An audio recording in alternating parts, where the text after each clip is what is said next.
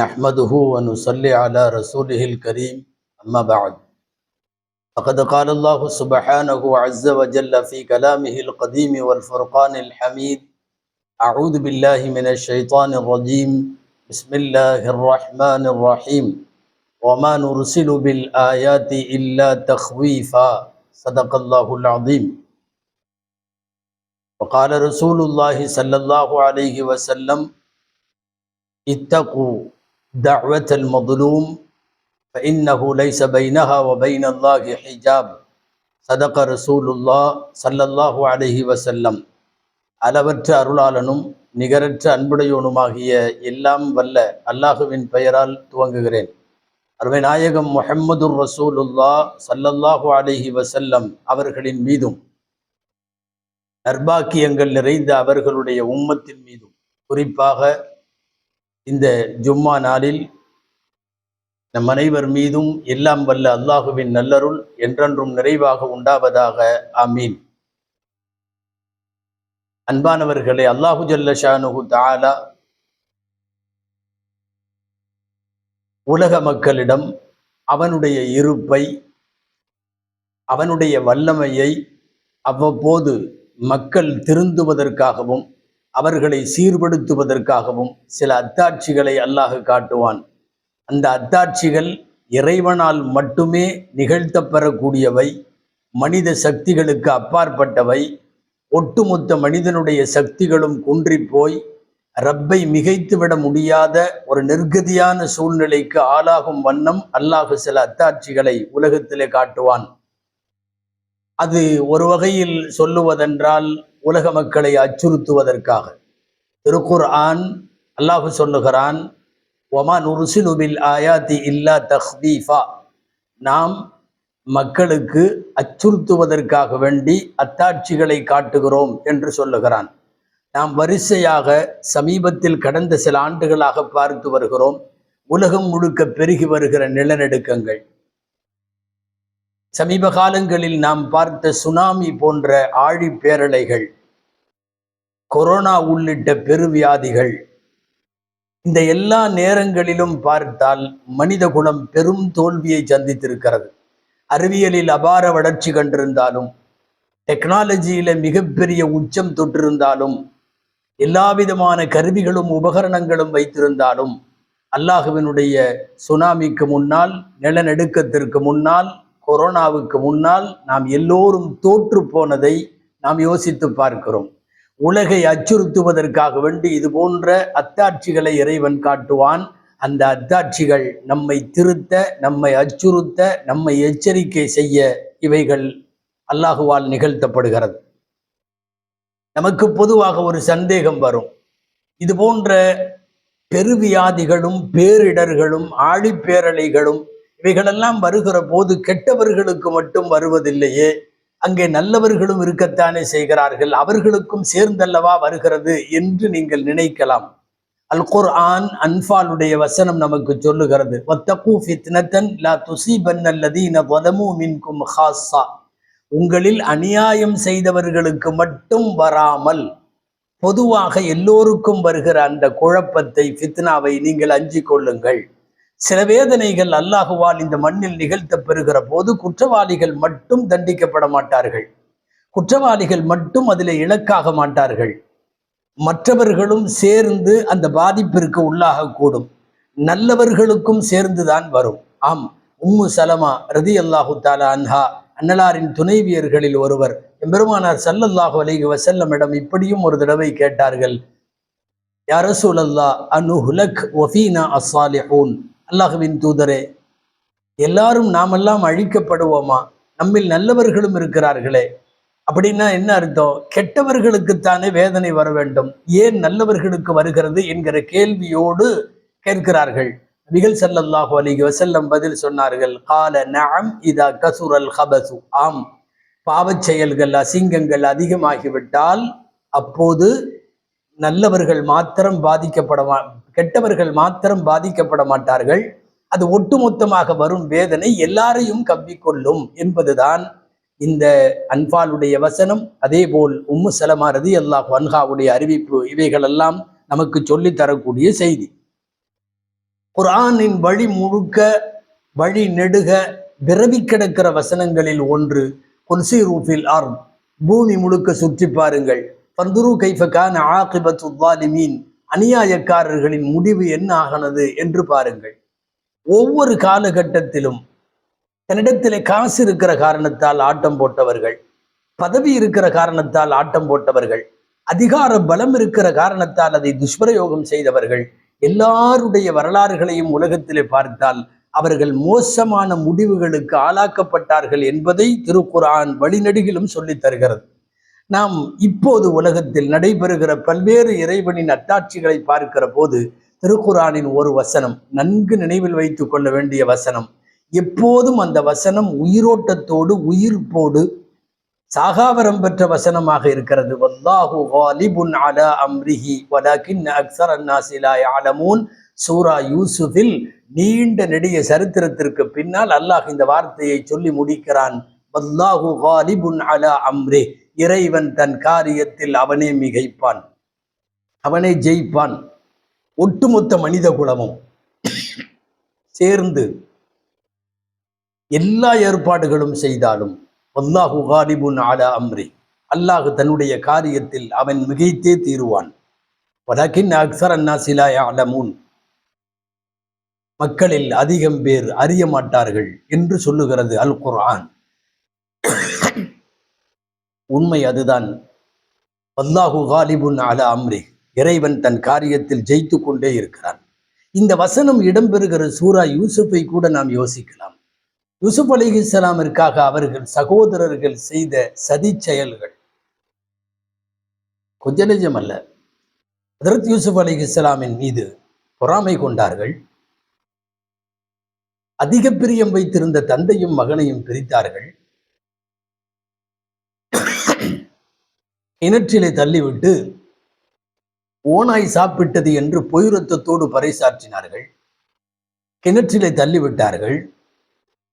ஒரு கட்டத்தில் சந்தையிலே அடிமையை போல விற்று விட்டார்கள்.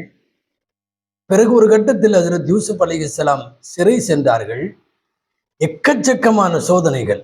ஆனால் ரப்புடைய ஏற்பாடு ஹஜ்ரத் யூசுப்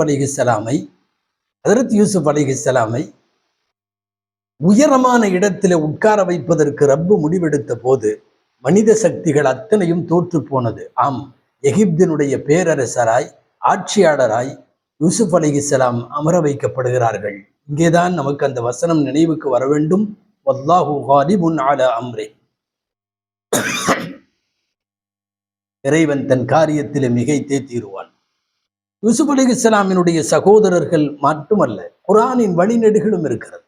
குர்ஆனில் 2 இடங்களில் திரும்ப திரும்ப சொல்லப்படுகிற இப்ராஹிம் அலைஹிஸ்ஸலாமினுடைய வரலாறு 12 நாட்களாக பல காலங்களாக மாதக்கணக்கில் மூட்டப்பட்ட ஒரு மிகப்பெரிய நெருப்பு குண்டம், ஊர் உலகத்தில் தீப்பற்றி எரிகிற முக்கியமான உயர்ந்த விறகுகளெல்லாம் கொண்டு வந்து குண்டம் எரிக்கப்பட்டு ஒரே ஒரு நபரை ஆடை இல்லாமல் அதிலே தூக்கி போடுவதற்கு எல்லா ஏற்பாடுகளும் செய்தான் நம்ரூத் அவனுடைய கூட்டாளிகள். ஆம், பக்கத்தில் நெருப்பு குண்டத்தில் அருகாமையிலே போக முடியவில்லை. தூரத்திலே இருந்து ஒரு பலகையிலே அமர வைத்து அங்கிருந்து தூக்கி குண்டத்திற்குள்ளே வீசப்படுகிற ஏற்பாட்டை எல்லாம் செய்து ஆடைகளை உரித்து அம்மனமாய் ஹஜ்ரத் இப்ராஹிம் அலைஹிஸ்ஸலாமை தூக்கி போடப்படுகிற போது இப்ராஹிம் அலைஹிஸ்ஸலாமினுடைய வாயிலே வெளிவந்த வார்த்தை நமக்கு தெரியும். ஹஸ்பி அல்லாஹு வ நிஅமல் வக்கீல், என் ரப்பு போதுமானவன், அவன் காரியங்களில் நிர்வகிப்பதில் மேலாண்மை பார்ப்பவர்களில் கவனித்துக் கொள்வதில் அவன்தான் மேலானவன் என்கிற அந்த வசனத்தை சொல்லி முடித்தார்கள். அல்லாஹ் நெருப்புக்கு உத்தரவிட்டான், கூனி பர்தம் வ சலாமன் அலா இப்ராஹிம், இப்ராஹிமின் மீது நெருப்பே நீ குளிர்ச்சியாகவும் சலாமத்தாகவும் ஆகிவிடு என்று அல்லாஹ் சொன்ன உத்தரவு. உலகமெல்லாம் நாடெல்லாம் ஏன் ஊரெல்லாம் சேர்ந்து உருவாக்கிய நெருப்பு குண்டம் ஒருவேளையும் செய்ய முடியவில்லையே. மீண்டும் அந்த வசனத்தை நினைவு கூறுங்கள். வல்லாஹு காலிபுன் அலா அம்ரிஹி, அல்லாஹுதான் தன் காரியத்திலே மிகைத்தே தீருவான். மிஸ்ர் தேசத்திலே ஓடுகிற ஆறுகளை எல்லாம் சுட்டி காட்டி ஃபிரௌன் சொன்னான், வஹாதிஹில் அன்ஹாரு தஜ்ரி மின் தஹ்தி, இந்த ஆறுகள் எல்லாம் என் கண்ட்ரோலிலே ஓடுகிறது என்று சொன்னான், எனது கட்டுப்பாட்டில் ஓடுகிறது என்று சொன்னான். பதவிக்காக வேண்டிய ஆட்டம் போட்ட அந்த கொடுங்கோலனை அதே தண்ணீருக்கடியிலே மூழ்கடித்தான் அல்லவா? மீண்டும் அந்த வசனத்தை ஒரு தடவை நினைவு கூறுங்கள். வல்லாஹு காலிபுன் அலா அம்ரி, அல்லாஹு தன் காரியத்திலே மிகைத்தே தீருவான். அப்படி இறைவனால் இந்த உலகத்தில் மனிதர்களை மீறி மிகைக்கப்படுகிற ஏராளமான செய்திகள். பாருங்கள், இன்றைக்கு நிகழ்காலத்தில் உலகமே திரும்பி பார்க்கிற ஒரு மிகப்பெரிய பயங்கரமான சம்பவத்தை பற்றித்தான் நாம் இன்றைக்கு யோசிக்கிறோம். கலிபோர்னியா, அமெரிக்காவினுடைய லாஸ் ஏஞ்சல்ஸ் மாகாணத்தில் இருக்கிற முக்கியமான நகரம். அந்த மாநிலம் முழுவதும் உலகத்தையே திரும்பி பார்க்க வைக்கிற பயங்கரமான காட்டு தீ பரவி காடுகளை, நாடு நகரங்களை, குடியிருப்புகளை, தொழிற்சாலைகளை, உயரமான கட்டிடங்களை எல்லாவற்றையும் சுட்டு பொசுக்கி சாம்பலாக்கி இருக்கிறது. இவ்வளவு பெரிய பேராபத்து அமெரிக்காவினுடைய வரலாற்றிலே இல்லை என்கிற அளவுக்கு இந்த ஜனவரியினுடைய முதல் வாரத்தில் தொடங்கிய காட்டு தீ பயங்கரமாக இருக்கிறது. இந்த கலிபோர்னியாவினுடைய காட்சிகளை ஊடகங்களிலே பார்க்கிற போது நம் கண்ணுக்கு முன்னாலே தெரிய வருவது, இது ஏதோ காசாவோ, என்ன வருஷக்கணக்கிலே போர் நடைபெற்று கொண்டிருக்கிற காசா பிரதேசமோ, அல்லது வருஷக்கணக்கிலே போர் நடந்து கொண்டிருக்கிற உக்ரைனோ என்றெல்லாம் பார்த்தால் இல்லை. எல்லா செல்வ செழிப்போடும் வளத்தோடும் தொழில்நுட்ப வளர்ச்சிகளோடும் இருக்கக்கூடிய அமெரிக்காவினுடைய ஒரு பகுதிதான் இது. இவ்வளவு மோசமான காட்டுத்தீ. அன்பர்களே, கலிபோர்னியாவில் அதிகம் வசிப்பது பிபிசி, CNN உள்ளிட்ட ஊடகங்கள் தருகிற தகவல் பிரகாரம் மிக அதிகமாக வசிப்பது முதலில் யூதர்கள், இரண்டாவது அமெரிக்காவினுடைய பெரிய செல்வந்தர்கள், மூன்றாவது ஹாலிவுட் சினிமாவினுடைய பிரபலங்கள். இவர்களெல்லாம் வசிக்கக்கூடிய ஒரு பகுதியை குறிவைத்து ஒரு மிகப்பெரிய கோர தாண்டவம் இந்த காட்டுத்தீ பரவி இருக்கிறது. காட்டுத்தீ என்றால் காடுகளுக்குத்தானே பரவ வேண்டும், காடுகளைத்தானே எரிக்க வேண்டும். இந்த தீ நாடு நகரங்களை எல்லாம் எரிக்கிறது. இவர்கள் அணைப்பதற்கு பெருமுயற்சி எடுக்கிறது அங்கே இருக்கிற மனித சக்தி. ஆனால் அதை தாண்டுகிறது. ஒரு மணிக்கு 160 கிலோமீட்டர் வேகத்தில் வீசுகிற காற்று தீயை பல்லாயிரம் கிலோமீட்டர்களுக்கு அப்பாலை பரப்பி கொண்டிருக்கிறது. உமிழும் நெருப்புகளுக்கிடையில் அமெரிக்காவினுடைய ஒட்டுமொத்த அத்தனை சக்திகளும் சிரம்பணிந்து விட்டது என்றுதான் சொல்ல வேண்டும். அங்கே விஞ்ஞானத்திற்கு பஞ்சம் இல்லை, டெக்னாலஜிக்கு பஞ்சம் இல்லை, நவீன தகவல் தொழில்நுட்பங்களுக்கு பஞ்சம் இல்லை. உலகத்தில் தீயணைக்கும் கருவிகளில் மிக அதிகமான கருவிகளை கொண்டிருப்பது அமெரிக்கா. எந்த பஞ்சமும் அதற்கு இல்லை. ஆனால் அதை தாண்டி இங்கே நடைபெறுகிறது. பாருங்கள் அன்பானவர்களே, இது போன்ற காட்டு தீக்கள் பரவுவதற்கு அமெரிக்காவினுடைய கலிபோர்னியாவிலே ஏற்பட்ட தீ விபத்தை ஒட்டி கருத்து தெரிவிக்கிற ஆய்வாளர்கள் உலகம் முழுக்க பேசுகிறார்கள். பல பேர் சொல்லுகிற கருத்துப்படி 4 காரணங்களில் ஒன்றாக இருக்க வேண்டும் என்று சொல்லுகிறார்கள். ஒன்று, முதல் காரணம் மட்டுமல்ல, முக்கியமான காரணம், இது இறைவனுடைய ஏற்பாடு, இது தக்தீரே இலாஹி, அல்லாஹுவினுடைய அச்சுறுத்தல் மற்றும் எச்சரிக்கை, அல்லது இறைவன் ஆட்டம் போடுபவர்களை குறித்து இறைவன் ஏற்படுத்திய சோதனை என்றெல்லாம் என்ன வார்த்தை வேண்டுமானாலும் சொல்லலாம். மிகைப்படுத்தி பேசுவதாக நினைக்க வேண்டாம். இரண்டாவது, என்ன காரணமாக இருக்கலாம்? சில நேரம் மின்னல் நேரடியாக மரத்தின் மீது மின்னல் தாக்கினால் தானாக தீப்பற்றி கொள்ளும். அது காடுகளை முழுக்க அந்த தீக்கள் உமிழ்ந்து காட்டு தீயாய் பரவும். இது இரண்டாவது காரணம். மூன்றாவது காரணம், மரத்தின் கிளைகள் ஒன்றோடொன்று உரசுவதால், கற்கள் உரசும் போது தீ வருவது போல மரங்களின் கிளைகளும் இலைகளும் உரசி கொள்ளுகிற போதும் தீ ஏற்படலாம். அந்த சின்ன தீ பரவி பெருந்தீயாக, காட்டுத்தீயாக பரவி இருக்கலாம் என்பது மூணாவது கருத்து. நாலாவது, ஏதேனும் மனிதர்கள் செய்த சில தவறாக இருக்கலாம். எங்காவது அடுப்பு பற்ற வைத்திருப்பான், அல்லது ஒரு சிகரெட்டை குடித்து போட்டிருப்பான். ஏதாவது மனிதர்கள் செய்த தவறினால் ஏற்பட்ட தீ காட்டுத்தீயாய் பரவி இருக்கலாம். இப்படி 4 காரணங்கள் சொல்லப்பட்டாலும் அகில உலகத்தின் நடுநிலையாளர்களும் அமெரிக்காவை கூர்ந்து கவனித்து வரக்கூடியவர்களும் முதல் காரணத்தை தான் தேர்ந்தெடுக்கிறார்கள். ஆம், இது எல்லாம் வல்ல இறைவனுடைய ஏற்பாடு. சில பேர் அதை திட்டலாம். நீங்கள் என்ன அமெரிக்காவை திட்டுகிறீர்கள்? திட்டவில்லை. அமெரிக்காவினுடைய சப்போர்ட் இல்லாமல் இஸ்ரேல் ஒரு 3 நாள் கூட போர் செய்ய முடியாது. முழுக்க முழுக்க மத்திய கிழக்கிலே நடைபெறுகிற போர் அபாயத்தை மென்மேலும் கொழுந்து விட்டெறிய செய்த அமெரிக்காவுக்கு இறைவன் ஒரு பாடம் காட்டுகிறானோ என்று நினைக்க தோன்றுகிறது. அன்பானவர்களே, ஏறத்தாழ இன்றைய தேதியில் 469 நாள் காசாவிலே நிறைவு பெற்றிருக்கிறது. பலஸ்தீனத்தில் ஆரம்பித்த போர் 469 நாள். 469 நாளும் ஒரு நாடு சுடுகாடை போல மாற்றப்பட்டதல்லவா? அதை கலிபோர்னியா என்கிற பகுதியில் அல்லாஹ் 10 நாளில் அதை காட்டியிருக்கிறார். 10 நாள், 467 நாள் அல்ல. 467 நாளும் இந்த காட்டு தீ தொடருமானால் நாடே இருக்காது.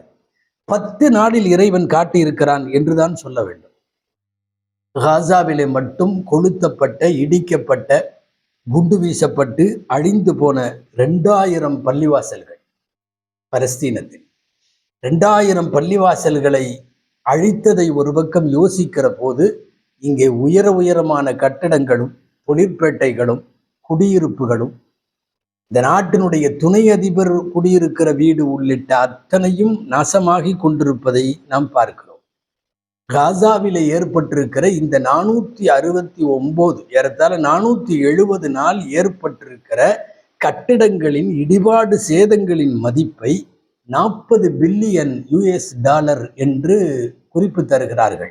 ஆனால் கடந்த 10-15 நாளாக கலிபோர்னியாவிலே ஏற்பட்ட காட்டுத்தீயினால் அழிக்கப்பட்ட பொருளாதார சரிவு மற்றும் மதிப்பீடு, அங்கே இருக்கிற கட்டிடங்களின் மதிப்பு 50 பில்லியன் USD, அதுக்கு மேல பல்வேறு கணக்குகள் சொல்லப்படுகிறது.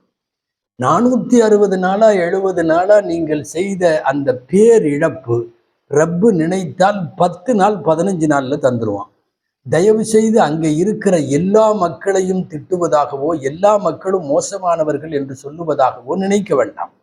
அங்கே இருக்கிற மத்திய கிழக்கினுடைய பதற்றத்திற்கு காரணமானவர்கள், தூண்டுபவர்கள், அதை சந்தோஷப்படுபவர்கள், இன்னமும் போர் செய்வோம் என்று சொல்லுபவர்கள், இவர்களுக்கு இது தண்டனை என்பதில் மாற்று கருத்து கிடையாது. அதே சமயம் ஒன்றை ஒத்துக்கொள்ளுகிறோம், ஈர நெஞ்சம் உலகத்திலே எல்லாருக்கும் இருக்கிறது. அன்பானவர்களே, அப்பாவி பொதுமக்கள் பாதிக்கப்படுவதை நாம் பரிதவிப்போடும் பரிவோடும் பார்க்கிறோம். இறைவன் அவர்களை காப்பாற்ற வேண்டும் என்று பிரார்த்திக்கிறோம். ஆனால் அமெரிக்காவினுடைய ஆட்டத்திற்கு இறைவன் கொடுக்கிற ஒரு மறுபார்வையாக, எச்சரிக்கையாகத்தான் இதை பார்க்க வேண்டியது இருக்கிறது. சமீபத்தில் ஜனவரி 1 வாரத்தில், இந்த வாரம் அதிபராக பதவி ஏற்கிற டொனால்ட் ட்ரம்ப் அவர்கள் என்ன சொன்னார் தெரியுமா? இஸ்ரேலுடைய பணைய கைதிகளை, பிடித்து வைத்திருக்கிற கைதிகளை பலஸ்தீனத்தில் இருக்கிற அமைப்புகள், குறிப்பாக ஹமாஸ் போன்றவை விடுதலை செய்யவில்லை என்றால் நான் பதவியேற்றவுடன் காசாவுக்கு நரகத்தை காட்டுவேன் என்று பேசினார். பேட்டி எல்லா ஊடகங்கள்லையும் வந்துருச்சு. காசாவுக்கு நரகத்தை காட்டுவேன். நரகம் என்றால் என்ன தெரியுமா? பெருந்தீ என்பது பொருள். பயங்கரமான தீயை நான் காட்டப் போகிறேன் என்று பதவியேற்பதற்கு முன்னாலேயே சொன்ன ஒருவருக்கு, அவர் பதவியேற்பதற்கு முன்னாலேயே ஒரு பெரும் நரகத்தை, ஒரு தீயை இறைவன் காட்டியிருக்கிறான் என்று எடுத்துக்கொள்ளுவதில் என்ன தவறு இருக்க முடியும்? எல்லாத்தையும் திட்டல, நம்ம திரும்ப திரும்ப சொல்றோம். அமெரிக்க மக்களிலும் இதயம் ஈரமானவர்கள் நிறைய பேர் இருக்கலாம். அமெரிக்க மக்களிலும் இந்த போரையும் அதை ஊக்குவிப்பதையும் விரும்பாத பொதுமக்கள் நிறைய பேர் இருக்கலாம். இது இறைவனுடைய ஏற்பாடு என்று சொல்லுவதில் ஒன்றும் தவறில்லை.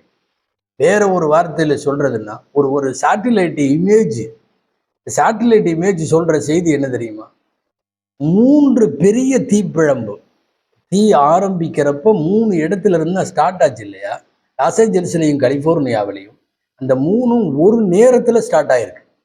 காலைல 10 மணினா 10 மணிக்கு ஒரே நேரத்துல எல்லா இடத்திலும், வேறு வேறு பாகங்களில், வேறு வேறு மாநிலங்களில், மாகாணங்களில் ஏற்படக்கூடிய தீ கால இடைவெளியில் பரவியது என்று இல்லாமல் 3 இடத்துல மிகப்பெரிய ஒரு ஃபயர் என்பது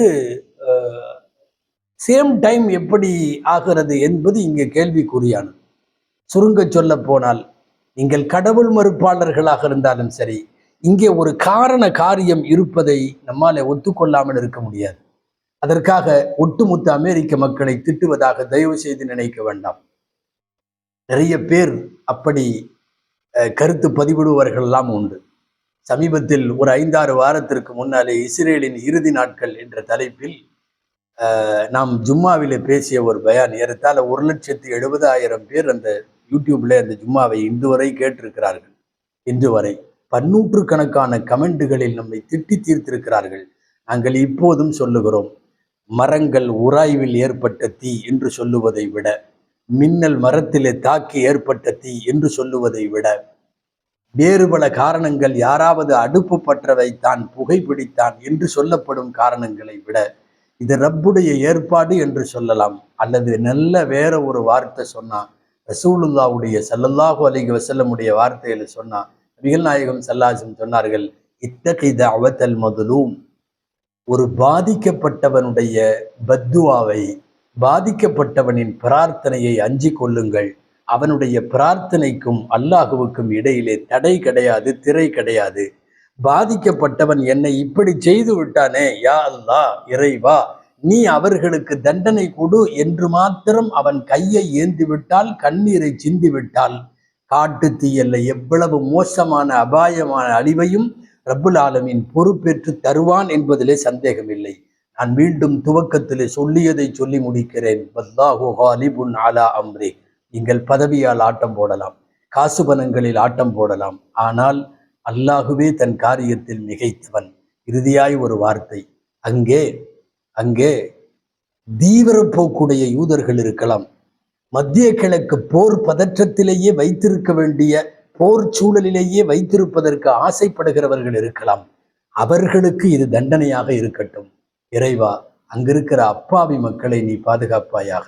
எதுவும் செய்யாமல் ஒரு தீ விபத்தில் பாதிக்கப்பட்டிருக்கக்கூடிய அந்த மக்களுக்கு நாம் நல்ல உதவிகளை செய்வதும் பிரார்த்தனைகளை செய்வதும் நம் கடமையாக இருக்கிறது. இப்போதும் கூட நாம் பேசி கொண்டிருக்கிற இந்த நேரம் ICNA என்ற தன்னார்வ பொது அமைப்பு, முழுக்க முழுக்க முஸ்லிம்களின் அமைப்பு, ஏராளமான உணவுப் பொருட்களோடு உடைகளோடு ஆங்காங்கே வீடு இல்லாமல் நிவாரண முகாம்களில் தங்க வைக்கப்பட்டிருக்கிற அந்த மக்களுக்கு தங்களால் இயன்ற உதவிகளை வழக்கம் போல் இஸ்லாமிய அடிப்படையிலும் மனித நேயத்தின் அடிப்படையிலும் செய்து கொண்டிருக்கிறார்கள்.